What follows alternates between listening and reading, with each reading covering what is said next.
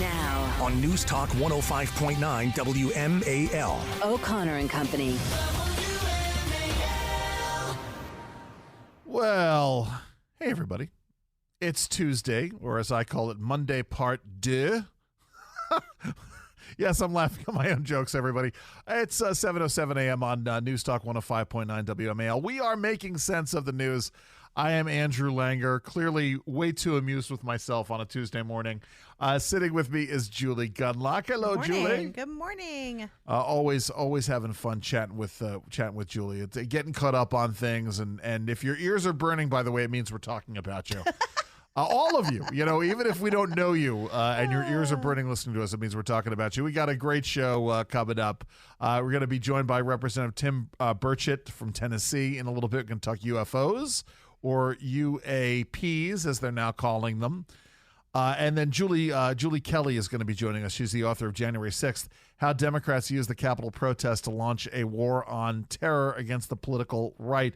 Joining us right now is Patrick Hughes. He is the president and founder of the National Opportunity Project. They've done a study of hiring practices in schools around the country and discovered the extreme DEI push in the hiring of your kid's teacher. And let me make sure I'm understanding this, Patrick. We're in an environment where we know that there is a teacher shortage, and we know that school districts are having a hard time finding qualified teachers to teach. Listen, there are a lot of school districts around the country, even here at home, where they're scrambling. They don't have enough teachers. And yet these school districts are being extremely picky and choosy, applying these DEI criteria to hiring them. Am I missing something here?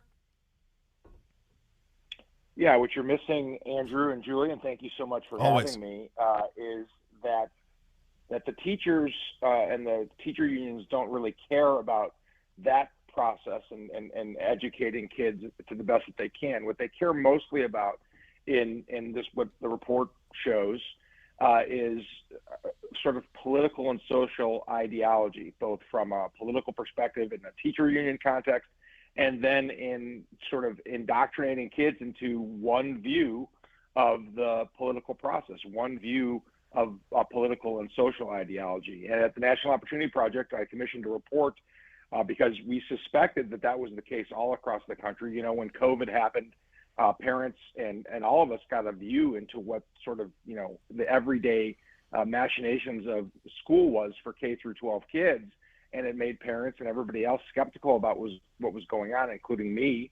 And so we did this report to see if it was true that all this talk about, that you heard at the local level about what was being taught at schools and who were the teachers that were teaching it, what were their political views, what were their social views, what were kids learning.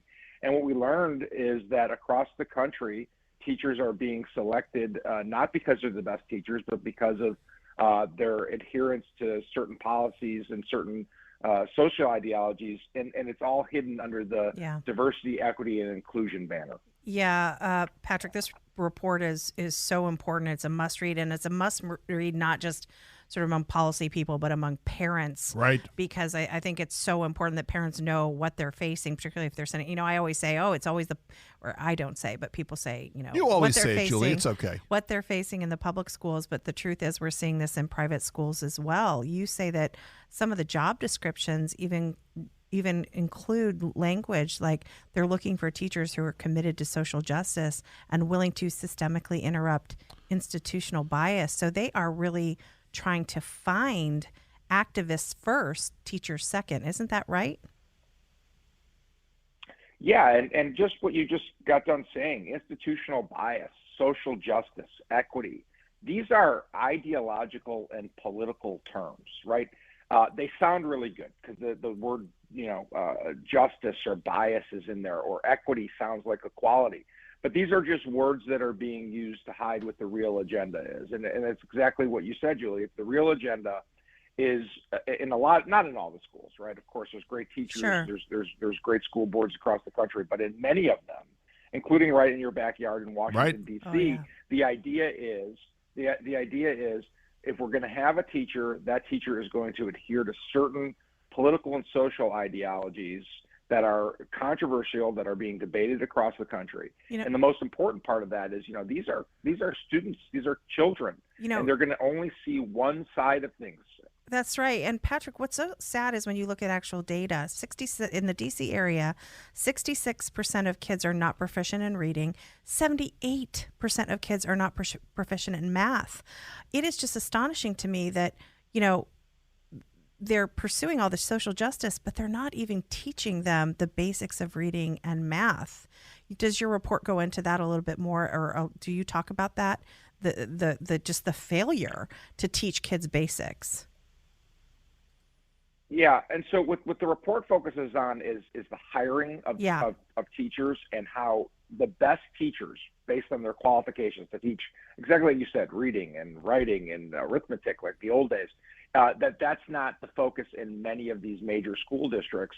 And because that's not the focus, kids are falling behind. And that goes to the original question that Andrew asked me at the start of the segment, which is, why are they doing this? Or, it's because the teachers unions are so powerful, and they're a political organization first and foremost that care about their membership and care about politics, and mostly money flowing into the school districts. And because of that, educating the kids is a secondary priority. And it's gotten so bad from a political indoctrination perspective, right, that they care more about politics and ideology than they care about teaching. Not all the teachers, there's great teachers out there, of course, but in many instances at the leadership level, that happens.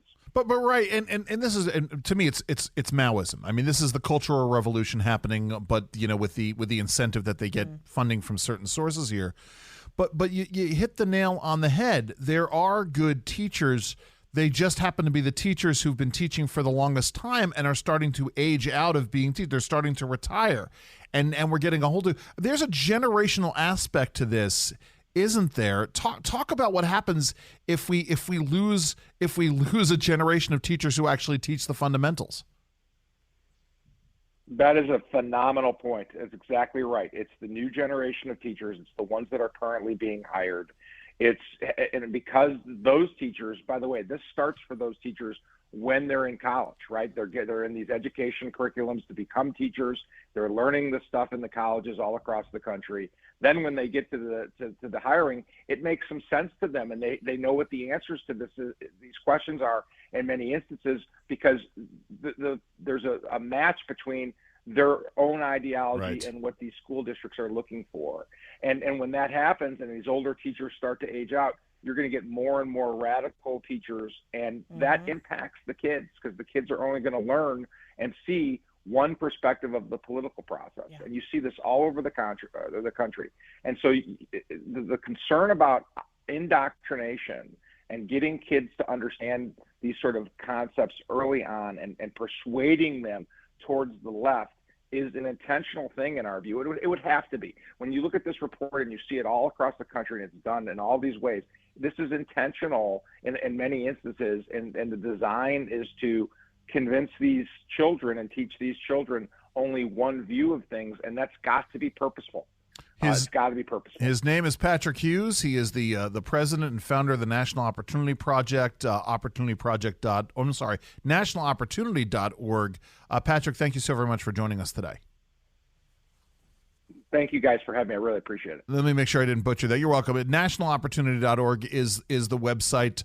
It is 7:15. We'll continue in just a moment, but right now,